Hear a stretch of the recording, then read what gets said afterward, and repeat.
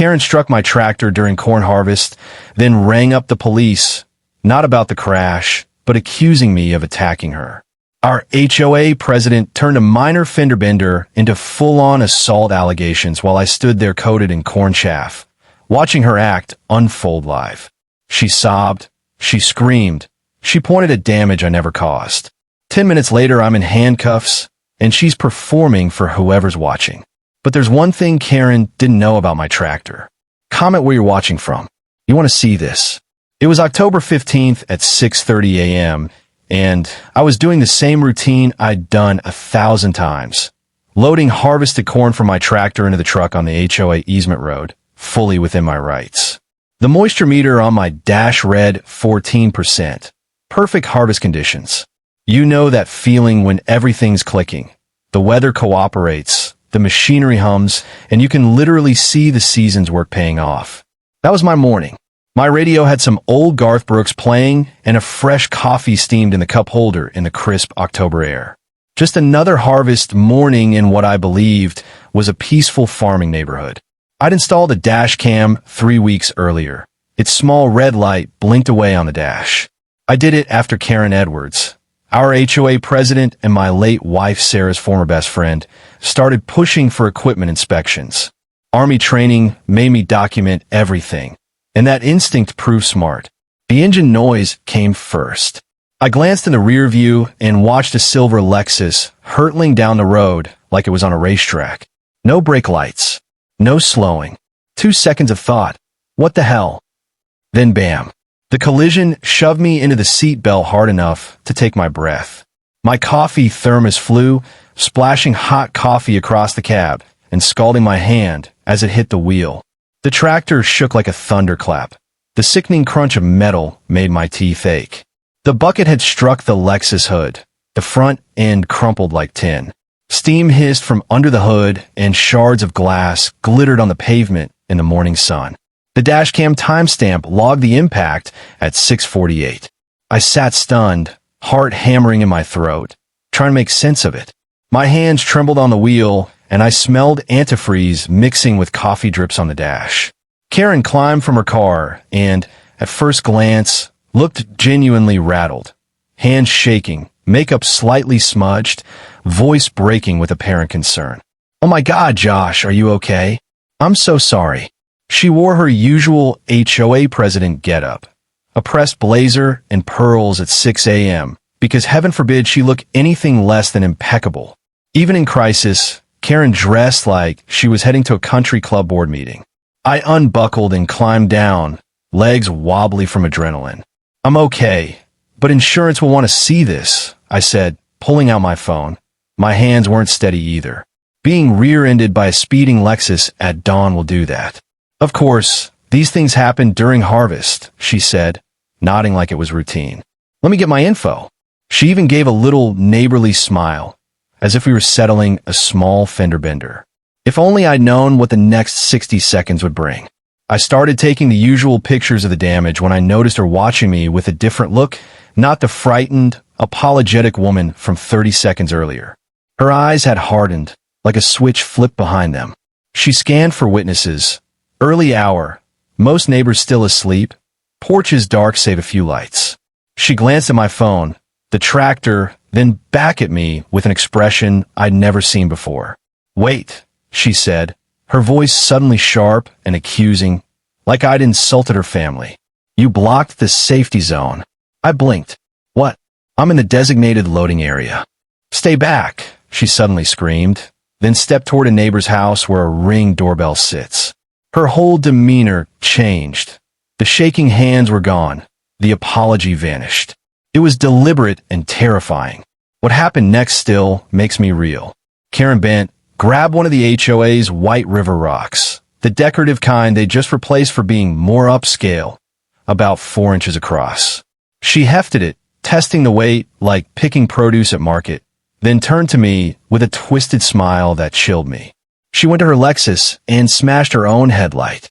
Not an accidental strike. A purposeful two-swing destruction that sent glass everywhere. The first blow cracked it, the second demolished it. She struck from different angles, like she wanted a particular pattern.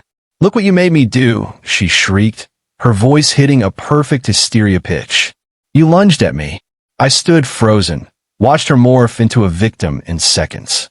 She pulled out her phone with one hand while backing away theatrically with the other, dialing 911. Her performance was exaggerated, like I was some imminent threat. My mind screamed to act, to protest, but what do you do while someone frames you in real time? I heard her call 911. Her voice snapped from calm to hysterical in a breath. Help! A man is threatening me with his tractor. He blocked the road, and when I bumped his equipment, he went crazy. I'm on the HOA easement road. I'm terrified. Please hurry. Her tone trembled with manufactured fear. Tears poured down like she'd turned on a faucet. I opened my mouth to respond. What do you say when someone's staging their own attack 15 feet away? She paced, one hand to her head like she was faint, the other clutching her phone, putting on a full show for whoever listened to the 911 call. Please hurry.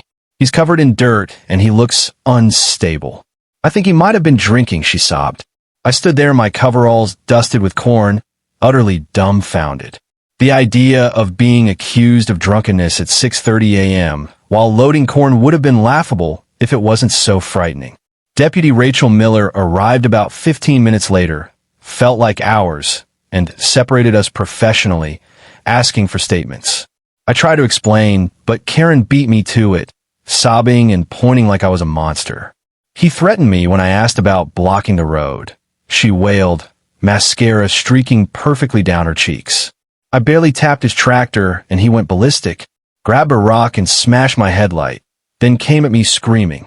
The brazen lies, the total reversal of reality. It was like a Twilight Zone episode.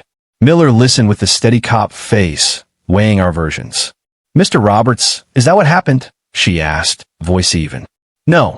She hit my parked tractor. I was taking insurance photos when she grabbed a rock, and he was recording me without my consent. Karen interrupted, tears abruptly stopping like someone shut a faucet.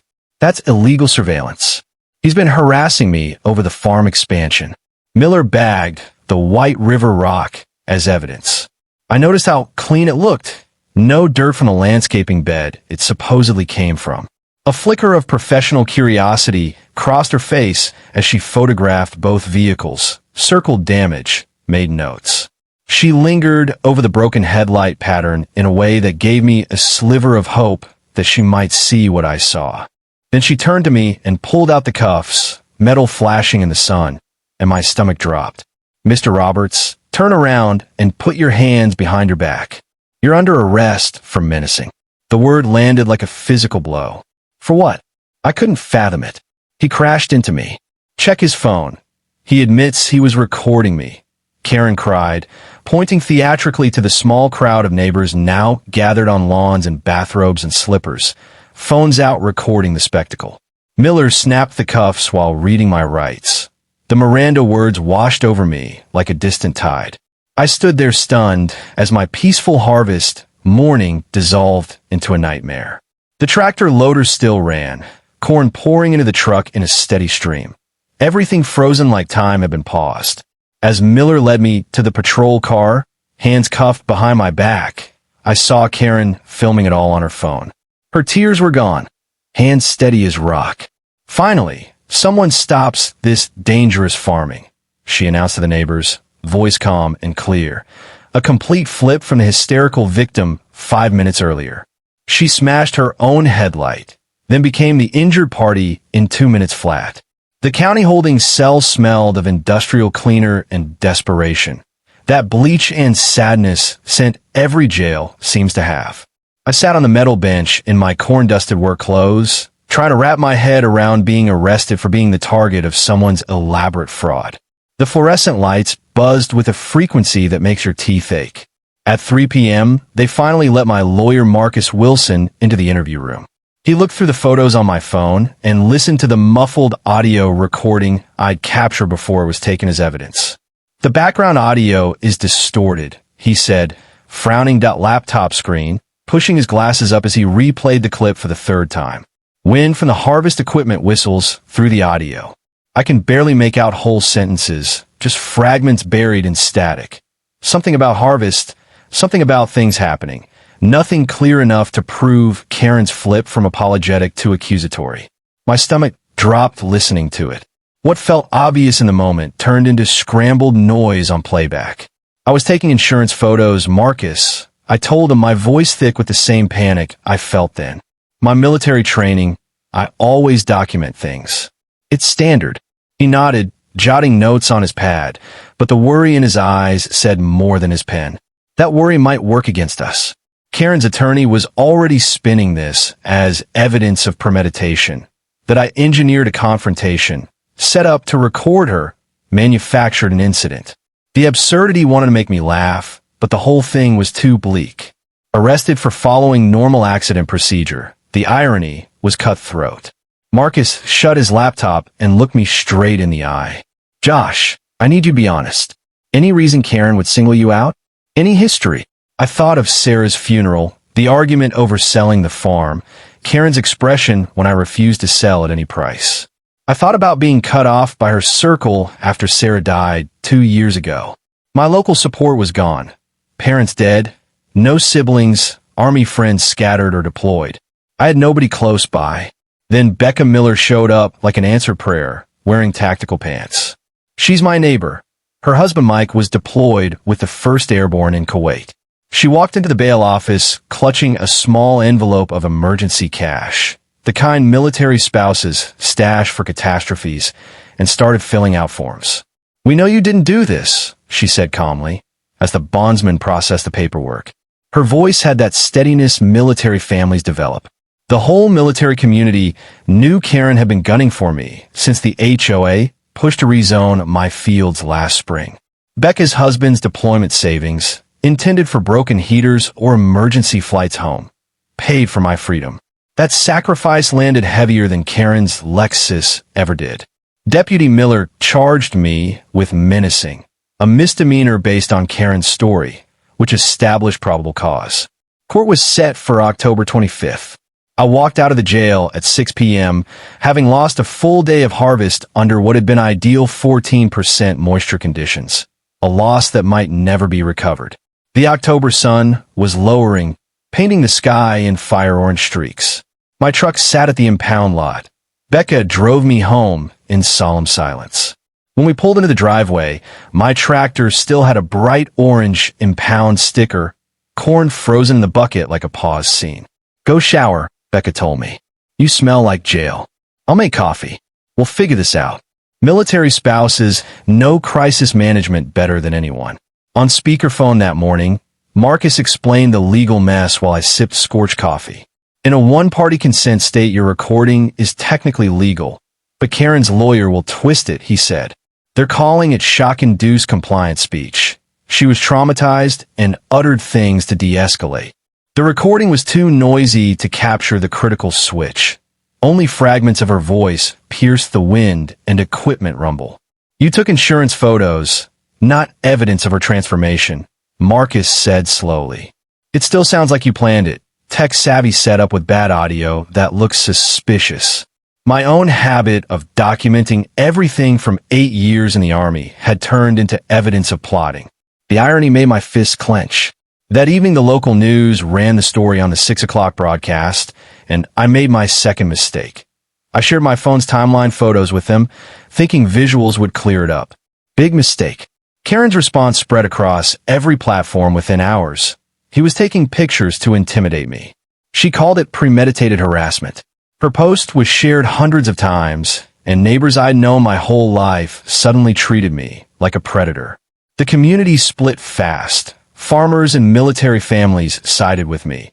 Understanding documentation is standard. Longtime HOA residents rallied behind their president as if she were under attack. People started avoiding me at the grocery store, turning carts around when they saw me. Someone posted about creepy farmer surveillance with my truck's license plate visible. My phone filled with odd calls, block numbers, heavy breathing, then nothing. Each call tightened my chest point. 2 days later, on October 17th, the HOA held an emergency meeting. I wasn't invited, naturally, but the fallout hit my mailbox the next morning like a legal bomb. a temporary ban on farm equipment with recording devices in the easement until proper safety protocols were established. Karen had framed it as community safety, protecting residents from surveillance and preventing future incidents. The letter bore all board members' signatures except Dean Morrison's. The minutes showed he voted present. That tiny detail lodged in my head.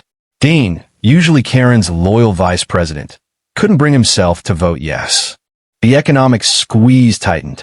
My contract carried a $5,000 penalty for every late delivery day. Section 12B, bold type, unforgiving. The grain's moisture rose to 16%. Each point meant quality loss and lower prices. Water content is money walking away. The bank note was due November 15th, 30 days from October 15th, and I'd planned harvest income down to the dollar. $38,000 to cover everything. The elevator manager called personally that afternoon, sympathetic but blunt.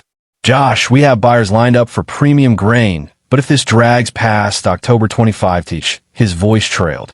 Contract would be canceled. Buyers would move on. My corn would be downgraded. I was facing financial ruin over a lie, watching years of work vanish because Karen had committed fraud against my equipment. The timeline felt merciless. October 15th, crash and arrest. October 17th, HOA ban. October 25th, court date. 10 days to save everything I'd built since coming home from Afghanistan. 10 days to prove the truth when everyone already believed the lie. Then a small sliver of hope appeared. On October 18th, day 4, I found a brown envelope tucked under my door after feeding the chickens. No return address, a local postmark from downtown. Inside were HOA meeting minutes from September 28th, 2 weeks before the crash. Someone had highlighted a passage. Discuss Roberts' tractor safety. Check for recording devices before October 15th. Harvest. They hit me like a truck. Karen knew. She knew harvest schedules, knew precisely when I'd be most exposed, apparently knew about my dash cam before getting into that Lexus. The margin handwriting was distinctive.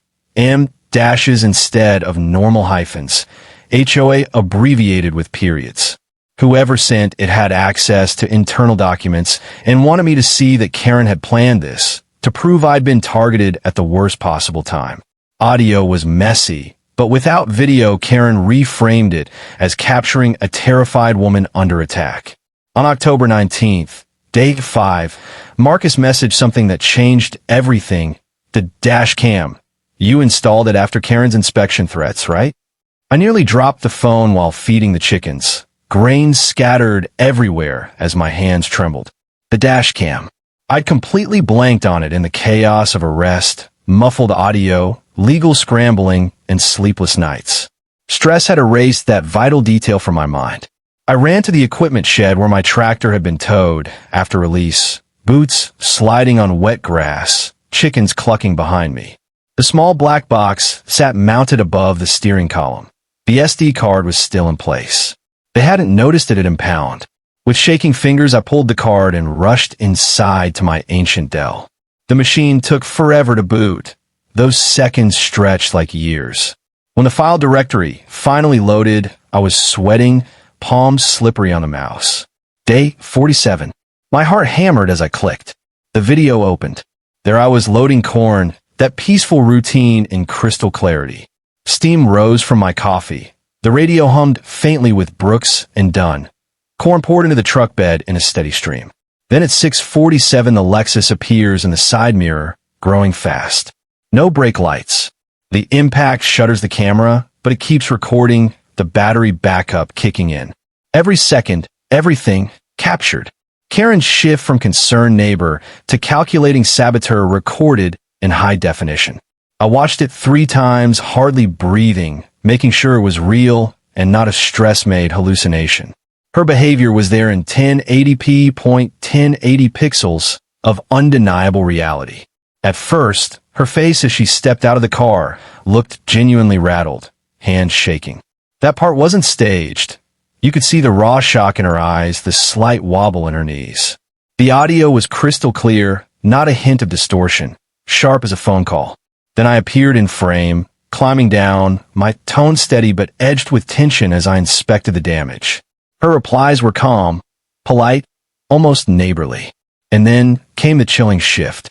You could pinpoint the instant she calculated her next act. 12 seconds of watching me take photos, her expression sliding from worried to icy to downright calculating. It was like witnessing humanity drain from her eyes. She scanned the area for witnesses with deliberate precision. I glanced at my phone, then at the tractor's dash, and I swear you could see her gaze lock on the dash cam lens. That was the trigger. The transformation was like watching Jekyll morph in a Hyde in real time. Her face hardened instantly, her posture straightened, and she moved toward the edge of the property where she knew the Ring camera could hear. She was aware of exactly where the boundary lay. The timestamps caught every beat. 6 hours, 48 minutes, and 32 seconds. The crash. 6 hours, 49 minutes, and 15 seconds. Karen notices the dash cam. 6 hours, 49 minutes, and 27 seconds. The decision is made. By 6 hours, 49 minutes, and 38 seconds, she's bending down, clutching a landscaping stone with focused intent. Her movements were practiced, her body language screaming preparation. Slow motion replay exposed her method. Every motion rehearsed. Every gesture engineered to tell a false story. Her voice turned frantic on cue. Hysteria manufactured as her face prepped the expression before the words even came. Then the 911 call, her back partly to me, but still mirrored in the cracked side glass. Help! A man is threatening me with his tractor. At 6 hours, 50 minutes, and 12 seconds, her free hand raked through her hair, deliberately messing it up. At 6 hours, 50 minutes, and 18 seconds, she dug her nails into her arm hard enough to leave marks I could see. The entire display was calculated, down to the smallest beat. Timestamps laid it bare. Impact at 6 hours, 47 minutes, and 18 seconds. 911 call at 6 hours, 49 minutes, and 55 seconds. 2 minutes and 37 seconds of stage panic and self-inflicted evidence. All of it preserved in full HD video, GPS coordinates embedded in the metadata. Every second documented, every move frozen in truth. This wasn't just proof, it was a case study in staged fraud caught red-handed. I made 3 backups immediately, my hand shaking so badly I almost corrupted one. One copy uploaded to my military email, encrypted and firewalled under DoD security. Another on an external drive, stashed in the false bottom of my gun safe with Sarah's jewelry. The original card sealed in an anti-static sleeve and padded envelope. Standard protocol drilled into me. Preserve evidence, chain of custody, assume adversaries will try to erase the record. Marcus sped over within the hour after I called. I handed him the envelope with a written transfer log, both of us signing and dating it.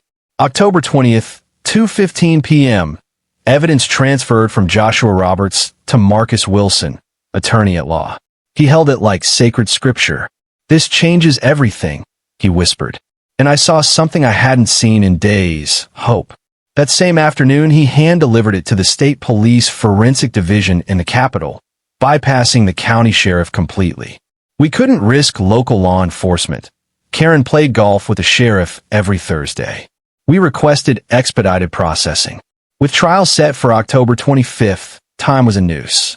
The lab promised a preliminary authentication by the 24th, full certification by the 25th if we paid the rush fee, $7,500. To me, it might as well have been $75,000. But Becca's husband's unit started a whip round within hours. Word spread through the military network faster than any civilian effort could. By evening, donations came in from soldiers I'd never even met. $20, $50, $100 from a sergeant major stationed in Germany. The unspoken creed: take care of our own, especially when one is ambushed on home soil. But Marcus insisted on restraint. We can't release the footage yet. It risks poisoning the jury pool and could get excluded on a technicality. Her defense will scream about prejudicing witnesses, about circus trials, about denying their client fairness. We let her double down. Let her weave her story deeper until we cut it apart in court. He called it handing her rope. I called it the longest 5 days of my life, watching her drag my name through the mud while the truth sat locked away. And Karen went all in, like a gambler convinced she held the winning hand. She ran it online about my illegal surveillance equipment, spying on innocent neighbors, referencing cameras, plural. How did she know about the dash cam? Someone must have tipped her during that September 28th safety inspection. But her description was wrong. She babbled about wireless feeds, night vision, motion activation. My unit was nothing more than a $200 dash cam, wired to an SD card, no Wi-Fi, no bells and whistles. Somebody had fed her bad intel. She planned her attack around equipment she imagined, not what actually existed. That detail gnawed at me. Whoever leaked the information had board-level access. I laid the anonymous documents out across my kitchen table like evidence on a detective board. The handwriting quirks, M-dashes, the way HOA was written with periods, kept circling me back to one person. Dean Morrison, vice president for 3 years.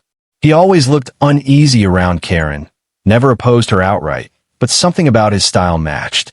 Old newsletters confirmed it, the capitalizations, the formal phrasing, the same punctuation quirks. Dean, if he was the leak, why help me secretly while staying under Karen's thumb? What leverage did she hold over him? Still, the memory card had caught it all. The moment Karen's face shifted from neighbor to predator.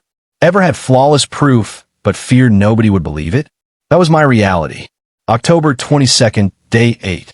Judge Patricia Brennan presided over Karen's restraining order hearing with all the warmth of an ice storm. She'd been Karen's sorority roommate in college, a glaring conflict of interest that somehow slid by unnoticed in our small-town system. Karen's lawyer, a polished shark in a $1,000 suit, spun tales of surveillance abuse and insurance fraud schemes, painting me as some kind of criminal mastermind with a tractor. He requested a 500-foot protection order, effectively blocking me from my own fields during harvest. 500 feet. That put me back at the barn, forced to watch my corn rot like a prisoner behind a fence. Moisture had already crept past 18%, slipping further from premium grade each hour. Every percentage point meant thousands in losses evaporating into the October air. By then, contract penalties had stacked to $24,000, plus another $3,000 a day in grain quality losses. I sat in court doing math like a condemned man. 8 days late equals $24,000 in penalties, $3,000 per day in downgraded crop value, and a looming $38,000 banknote due November 15th. I was bleeding money at a rate that could kill a farm outright. And then, just when I thought the vice couldn't tighten further, unexpected help arrived in the strangest way imaginable. October 23rd, while I was cleaning the chicken coop, trying to work off my rage with a shovel, I found another envelope. Another delivery slid under my door, this time a USB drive sealed in a plain Ziploc bag with a sticky note on top. Financial records 2020 to 2023. I plugged it into my laptop with shaking hands, half afraid it was malware or a setup. Instead, it contained spreadsheets, detailed HOA financial reports. Specific entries were highlighted. Landscaping vendor Greenscape Properties LLC had received $32,000 over 2 years. Every payment marked no receipt required, board approved. A cross-check revealed the company's registered agent was Karen's nephew, the same nephew pressuring farmers to sell land for development. No bidding process, no documentation. Every contract handed over quietly. This wasn't favoritism. It was systematic theft disguised as neighborhood upgrades. That afternoon, the 500-foot problem turned concrete.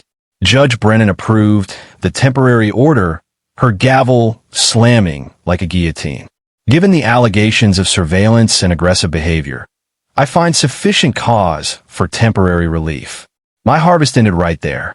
500 feet left me standing in my barn door, binoculars in hand, watching corn stalks sag with moisture. Ears already molding, husks dulling in color, drooping heavy instead of standing tall. That evening, neighbor Becca brought her third casserole of the week. "We know you didn't do this," she assured me. But knowing and proving aren't the same when the judge's college roommate holds the gavel. Her husband was deployed until December, facing real enemies abroad while I battled imaginary ones at home. The military community believed me. They'd seen false charges wreck soldiers before. But belief doesn't pay bills or pull in corn at 11:30 that night. Another anonymous contact appeared, an encrypted Proton Mail ping on my laptop. Video analysis complete. October 24th. Full hearing October 25th. Trust process. The IP traced back to the downtown public library, likely sent from shared computer. The sign-off was familiar. A friend in HOA, with those distinctive M dashes again.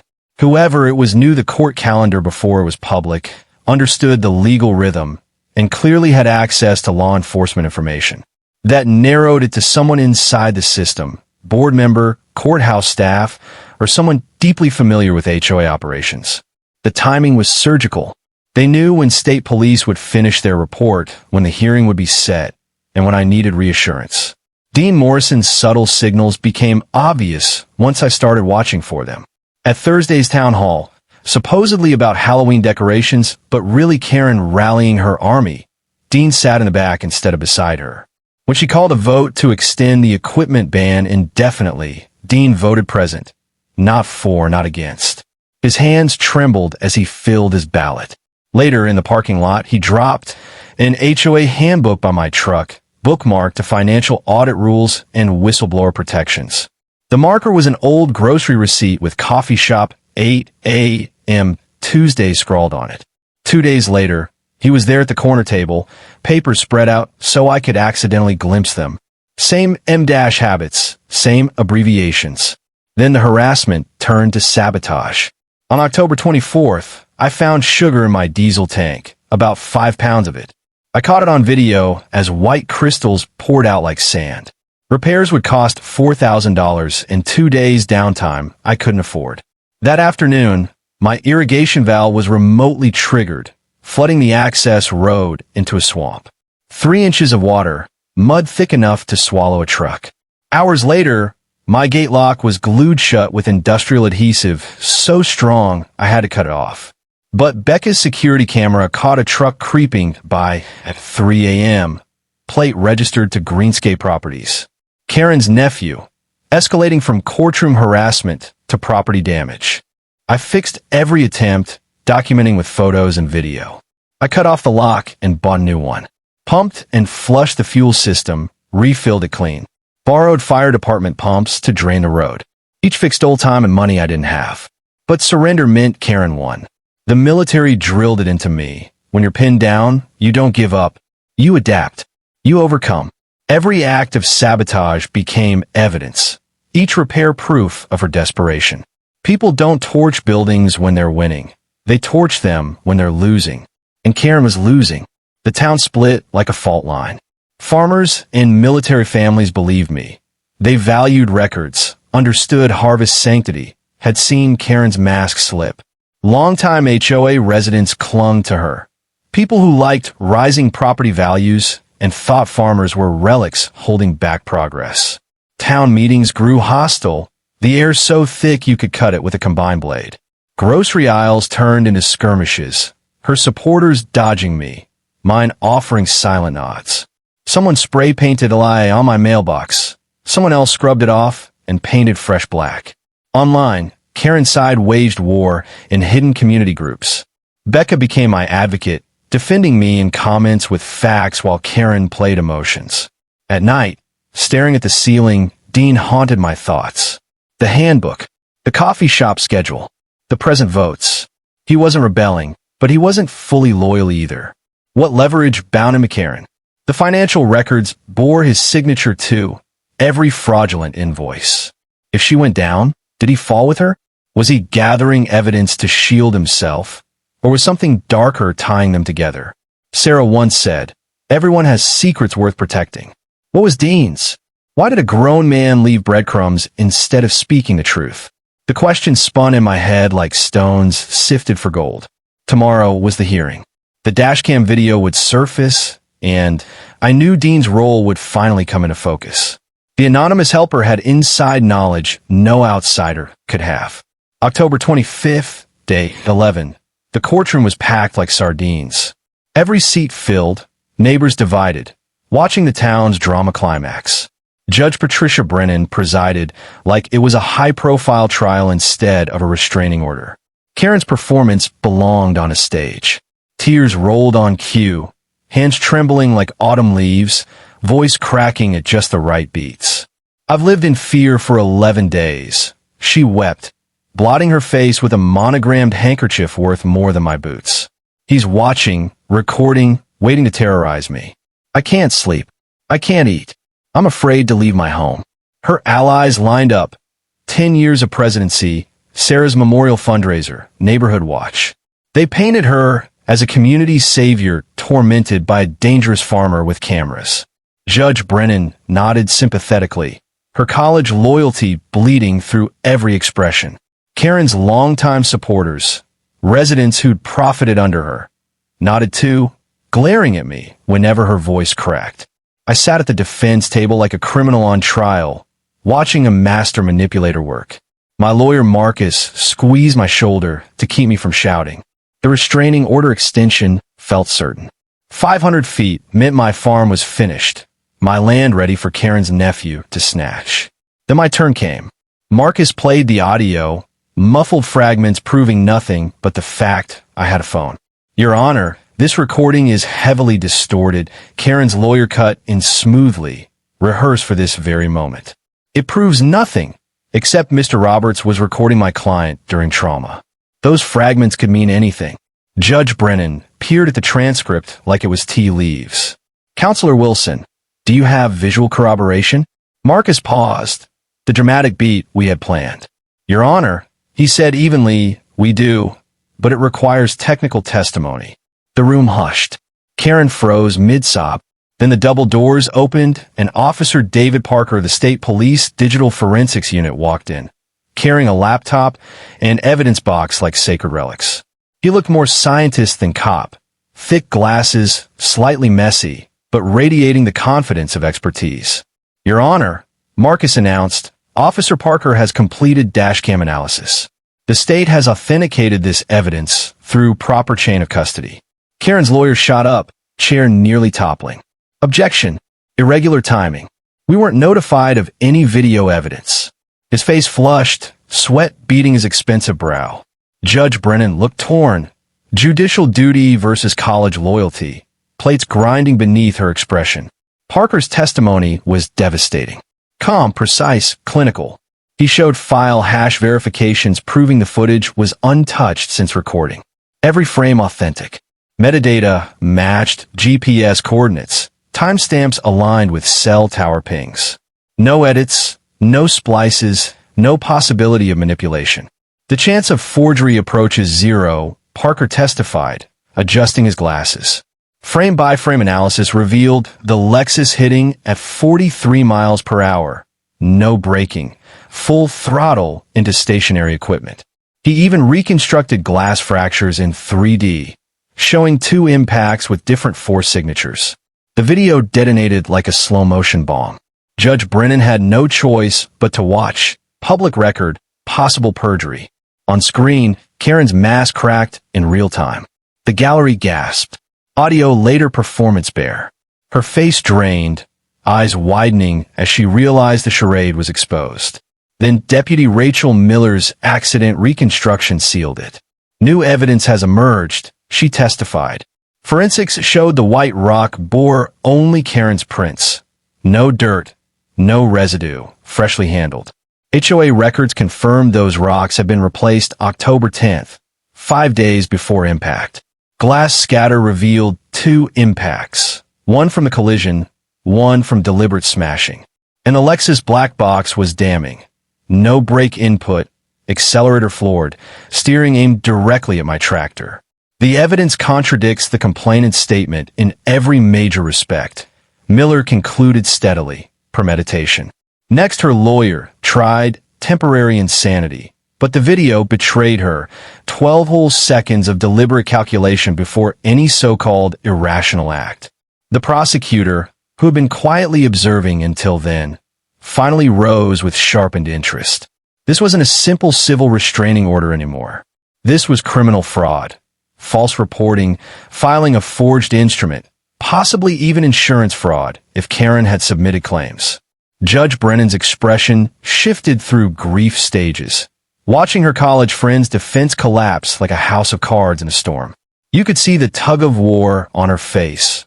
Personal loyalty versus sworn duty, friendship versus judicial integrity, covering for a friend versus covering herself. This court finds itself in a conflict of interest, she said at last, voice stiff. Due to my personal connection with the complainant, I must recuse myself from further proceedings. The gallery erupted in whispers, buzzing like a disturbed hive. Karen clutched her lawyer's arm, whispering furiously, the victim mask stripped away by panic. Judge Brennan quickly reassigned the case to Judge William Crawford from the neighboring county, a visiting judge infamous for zero tolerance of courtroom theatrics. The temporary restraining order is lifted, pending full hearing before Judge Crawford, Brennan announced, gathering her papers like she couldn't escape fast enough. Mr. Roberts may resume normal farm operations. Court is adjourned. Her gavel cracked sharply, but she never met anyone's eyes. The room exploded. Karen's loyalists stunned silent while military families clapped until the bailiff barked for order. I sat frozen, barely able to comprehend I could finally work again. 11 days lost. $24,000 in contract penalties. $48,000 total between fines and crop deterioration. But I could harvest. I could salvage what remained. Karen was hustled out by her attorney, supporters crowding around to block phone cameras already recording. The prosecutor moved toward Deputy Miller with evidence forms. An official criminal probe had begun. Everything shifted in 90 minutes of testimony and 20 minutes of video. Then Dean Morrison rose in the gallery like a man before a firing squad. Your Honor, his voice cut through the chaos.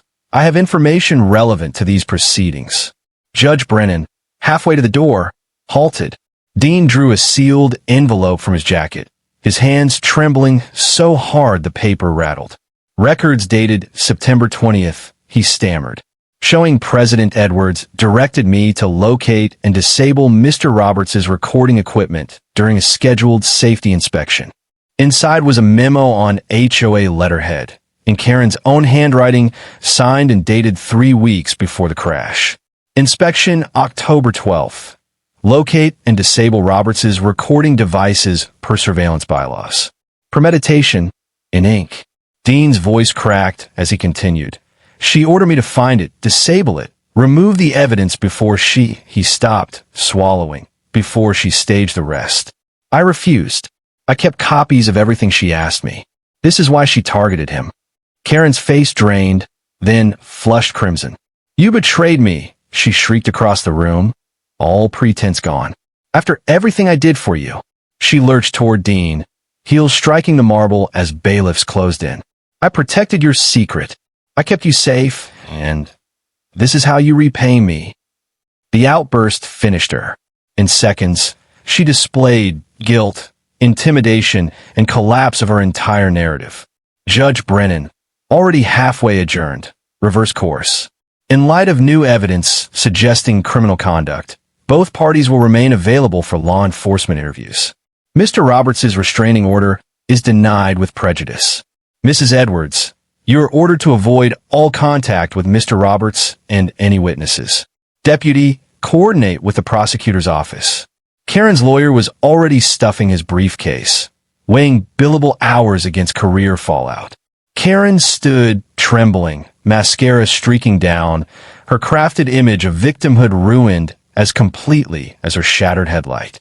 Dean had just handed the court proof she planned it weeks before. October 26th through 31st blurred into 16-hour harvest days, racing against moisture, against time, because my livelihood depended on it.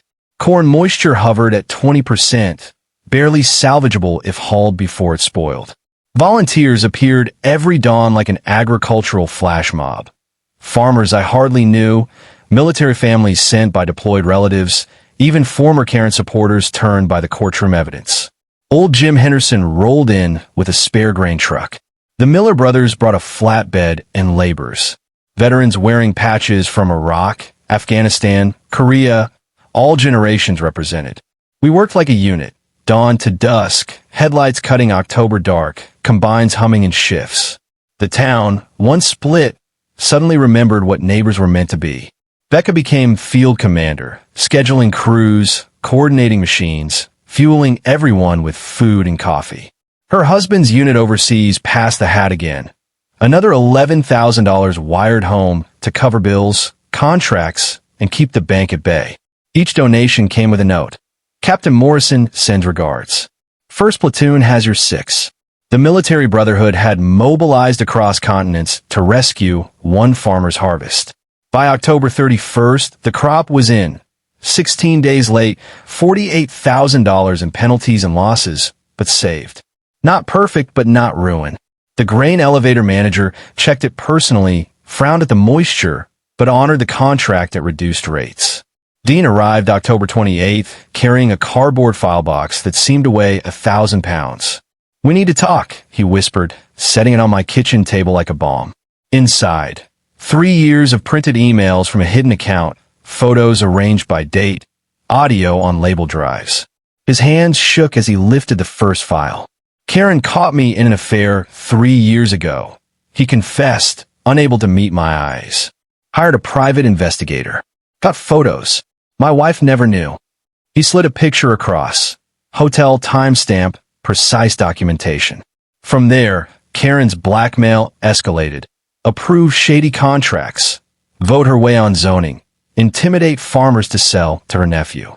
Each demand documented. Each threat preserved. She called it insurance, Dean said bitterly. The September 20th memo was his breaking point. Karen's written order wasn't only about disabling my dashcam. It included fabricating charges. He handed me another memo, dated October 14th, the day before the crash. Insert contraband into Roberts' tractor toolbox. Tip Sheriff Miller after arrest. My blood iced reading her handwriting. A setup for drug possession meant jail. Asset seizure, everything gone. Dean's voice faltered. "I couldn't. My daughter came back from deployment last month. She's a medic in your wife's cousin's unit. She said, 'Dad, you're better than this.' Watching you get arrested was bad enough, but planting evidence." He shook his head. "Prison is better than destroying another good man, like Tom Bennett." Then he told me Tom's story in full. In 2022, 3 days before finishing harvest, Karen backed a Mercedes into his irrigation system, claiming he'd confronted her over water rules. Dean was ordered to testify he'd heard Tom make threats. Insurance payout, $30,000. Charges, harassment. A restraining order that barred Tom from harvesting. His crop rotted. Bank foreclosed. Karen's nephew bought 1,200 acres for pennies, $1.40 an acre. The land became Meadow View Estates. Karen pocketed $15,000 in consulting fees disguised as HOA bonuses. Tom, now 58, works at the grain elevator, loading corn he should have been growing. Dean's guilt was crushing. He'd helped destroy a man to protect his secret. November 1st brought Karen's desperate emergency HOA stunt, her last attempt to control a narrative unraveling. She claimed Dean forged the memo, but 3 handwriting experts already authenticated it as hers. Still, she proposed a $200 per household legal defense assessment, spinning it as protection against conspiracy. The audacity was staggering, asking victims to bankroll their abuser. This time, the homeowners revolted en masse. Voices overlapped, outrage spilling over. "You try to frame a veteran for drugs?" shouted Janet Stevens, a military wife. "My husband is deployed right now, while you destroy the community he's defending." Retired teacher Harold Simpson rose, his voice trembling with fury. "You stole our money, faked accidents, ruined families, and now you expect us to cover your attorney fees?" The meeting unraveled almost instantly, voices clashing like heavy artillery fire. 30 years of pent-up HOA frustrations erupted at once.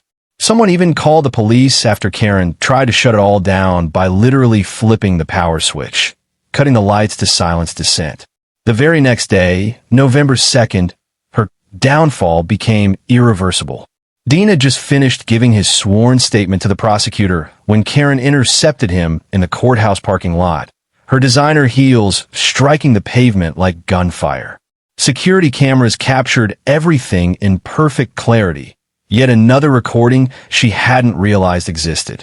"You voted against me after everything I've done to protect you," she screamed, jabbing a finger toward his chest, her face twisted in fury. The polished HOA president facade was completely gone. Dean stood firm, hands at his sides, his voice calm. "I voted for my conscience, Karen. Something you'd never understand." That's when she slapped him, an open-handed crack that echoed across the lot. "You ungrateful nobody. I own this town. I own you." Security guards closed in immediately as Dean pressed charges on the spot, his cheek reddening. With courthouse surveillance rolling and audio crisp, protocol required her arrest on the spot. In less than a minute, Karen had created her second criminal case, this one impossible to spin away. From there, the dominoes fell. Charges stacked higher by the day. False reporting, insurance fraud, conspiracy, filing falsified instruments, intimidation, assault, attempted destruction of evidence. The prosecutor announced a grand jury review. State investigators raided her nephew's Greenscape Properties office, hauling out computers and ledgers. 3 years' worth of HOA contracts came under the microscope. Then came the flood. 5 other families stepped forward, each with nearly identical stories. The pattern was undeniable. Karen's base of supporters scattered, deleting old posts, rewriting their stances, pretending they'd always had doubts. The neighborhood dynamic shifted overnight. People once proud to stand by her cross streets to avoid association. On November 5th, Dean invoked a rarely used bylaw Karen herself had once fortified. An emergency HOA vote was called, live-streamed for transparency. Motion: suspend Karen pending trial. The count: 47 yes, 2 no, 3 abstentions. In 15 minutes, her decade-long rule dissolved. Retired Colonel Harrison was immediately installed as interim president, pledging audits and accountability. Karen sat silently in the back, watching the empire she'd built disintegrate. When the tally was final, she simply rose and left. No speech, no tears, just resignation. The forensic team wasted no time. Auditors uncovered $78,000 siphoned through fake landscaping contracts, kickbacks, inflated insurance claims, and forged signatures. Former President Karen Mills came forward, describing her own forced resignation after challenging shady finances, quieted with $20,000 in hush money. The scheme stretched back 6 years, same tactics, same threats, different victims. But the same story played out across the community. The uprising turned to rebuilding. Neighbors who'd once fought over my case now stood united, drafting reforms and creating watchdog groups. Becca's harvest photos went viral, shared over 70,000 times, picked up by national farm journals. Justice for Josh trended as a rallying cry. A local brewery released Harvest Justice Golden Ale brewed from my corn, donating proceeds to military families. Kids toured my farm on field trips, learning about agriculture and standing up to bullies. Karen's slap to Dean had ignited the second case, but the larger fallout revealed a criminal structure years in the making. Forensic accountants built the prosecution like a skyscraper. Pattern evidence as the foundation, financials as walls, wire fraud as beams, RICO statutes as reinforcement. By the time federal investigators stepped in, 9 felony counts were on the table, each carrying years of prison time. Victims long silenced began speaking. Tom Bennett described how Karen staged a brake line cut on his tractor, then blamed him for damaging her Mercedes. A mechanic later found sugar in the brake fluid. She pocketed $32,000, while Tom lost 200 acres his grandfather had cleared by hand. The Morrison family recounted selling their farm for pennies after Karen engineered another accident at a market. Case after case, identical in timing and tactics. Farmers targeted during harvest, operations halted, land stripped at bargain rates. In all, 800 acres were funneled to her nephew's company, every sale greased by fraudulent claims and HOA pressure. What should have been farmland feeding families was paved into subdivisions and strip malls. The prosecutor's office built the RICO case piece by piece.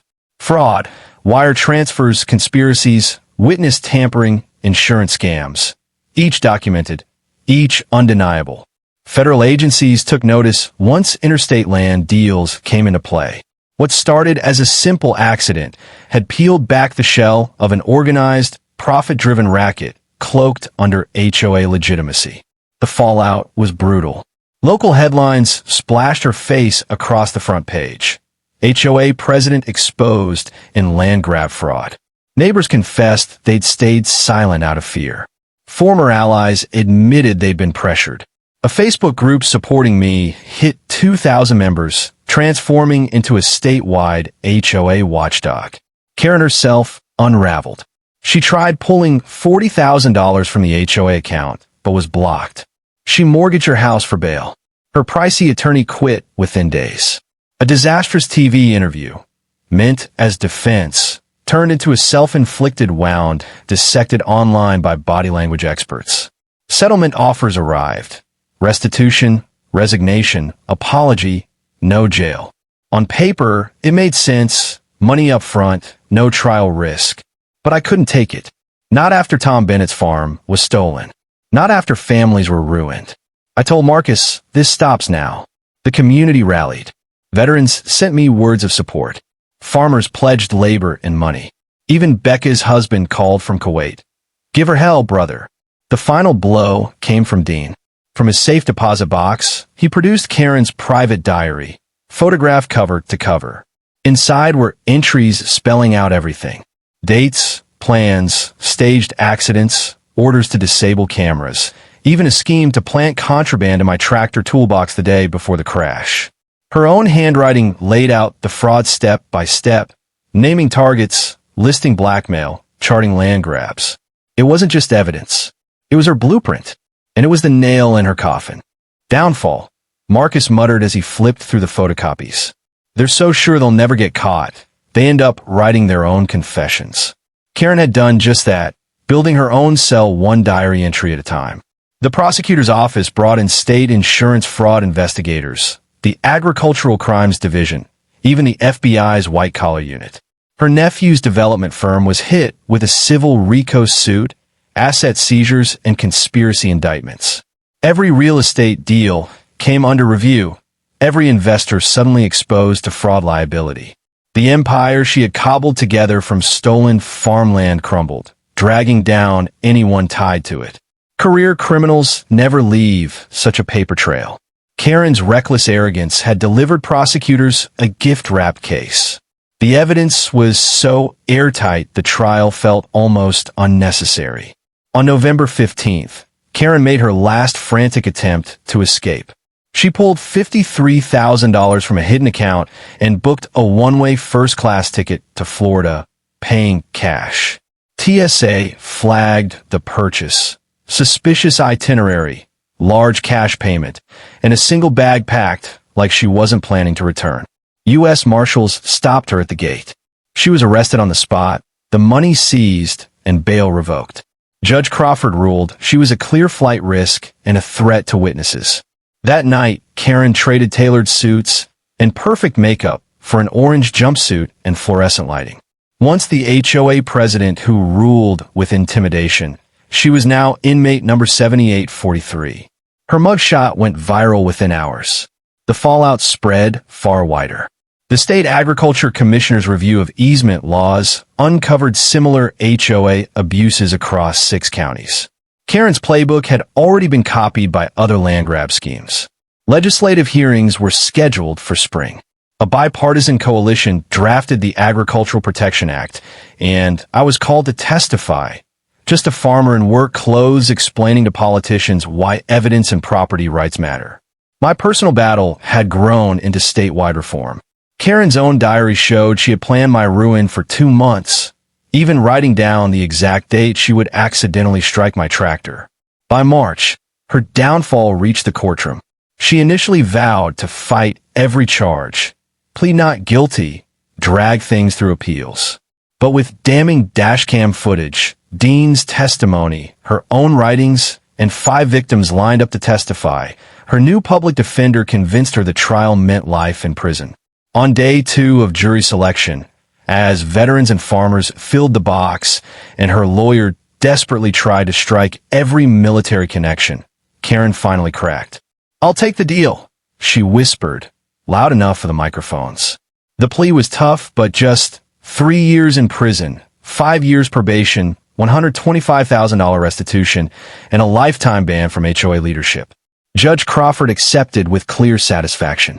At sentencing 2 weeks later, the courtroom overflowed. Farmers in boots, veterans in caps, neighbors who had endured her rule. Tom Bennett spoke first, gripping the podium with calloused hands. "She didn't just steal my farm. She destroyed my grandfather's legacy and my children's inheritance." His words carried the weight of lost heritage. The Morrisons, too old to travel easily, appeared on video. "We're in our 60s, starting over because she decided our land was worth more than our lives." One by one, victims revealed the human cost behind the fraud. My own words were short. All I wanted was to harvest my corn. Instead, I learned how one person's greed can unite a community against injustice. I thanked the military families, the volunteers, and everyone who refused to let her win. The prosecutor laid out 6 years of systemic fraud, 8 ruined families, hundreds of thousands stolen.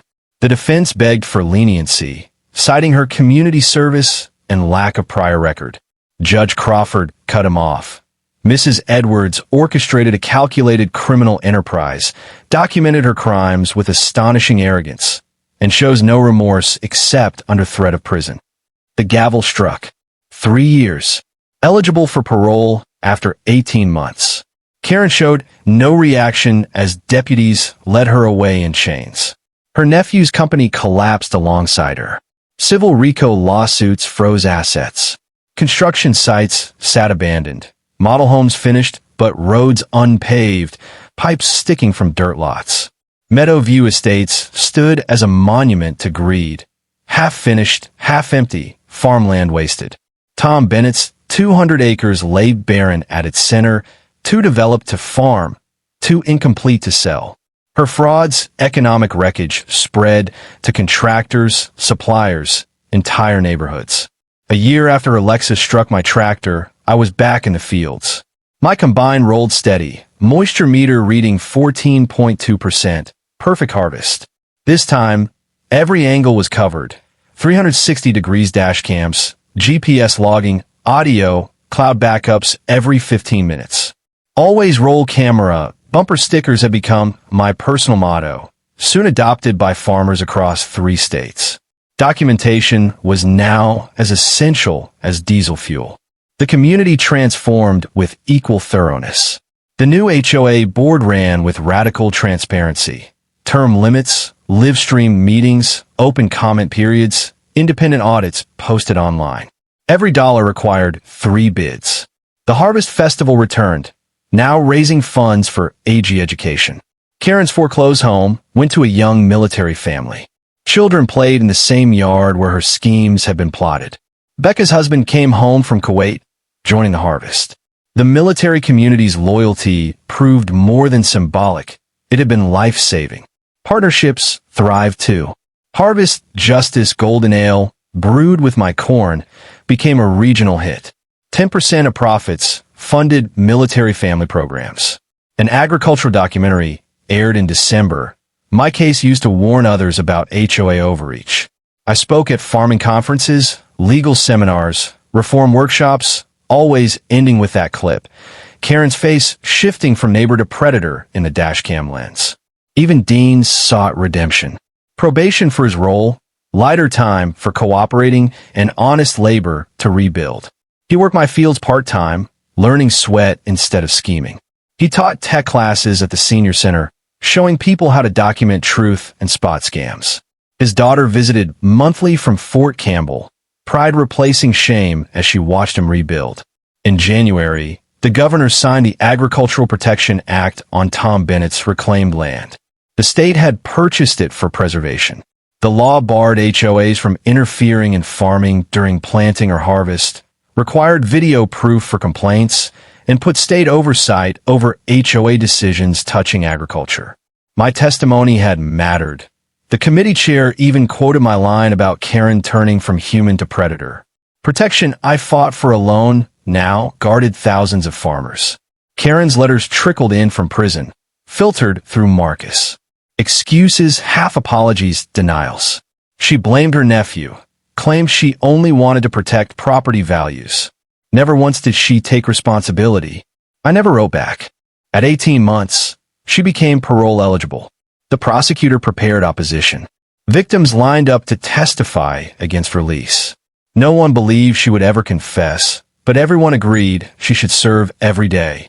On October 15th, exactly 1 year after it all began, I had a visitor in the cab. My neighbor's boy, just 10, climbed up wide-eyed. "Mr. Roberts, can I see how it works?" I showed him the controls, then pointed to the dashcam lens. "Why does a tractor need a camera?" he asked. I smiled. "Insurance, kiddo. Always document the truth."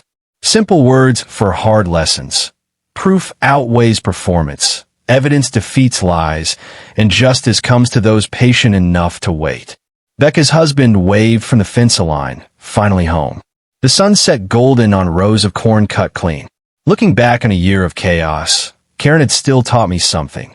Communities can unite when truth shines clear enough. Military bonds outlast distance. Farmers protect each other. One person's fraud tests the character of everyone around them. Some run away. Some look away. But the good ones? They run toward the fight. Karen hit my tractor during harvest, then tried to frame me. But 2 minutes of video flipped the script. Victim became predator. Lies became convictions. Every fall when I roll my combine, I think about those 2 minutes frozen forever on memory cards. That dash cam didn't just capture an accident. It caught justice in motion. Karen will still be in prison next harvest. I'll still be farming. And I'll still be rolling the camera. Because crops won't wait, but justice is worth every delay, every dollar, every sleepless night. Truth on film beats lies on stage, every time. Always roll the camera. Document everything. Trust evidence. Share the lesson. Harvest justice is the sweetest yield I'll ever grow. This is Josh with Echo Stories, reminding you that sometimes the strongest defense is just hitting record. If this story meant something to you, hit that like button. Thanks for watching, and I'll see you in the next one.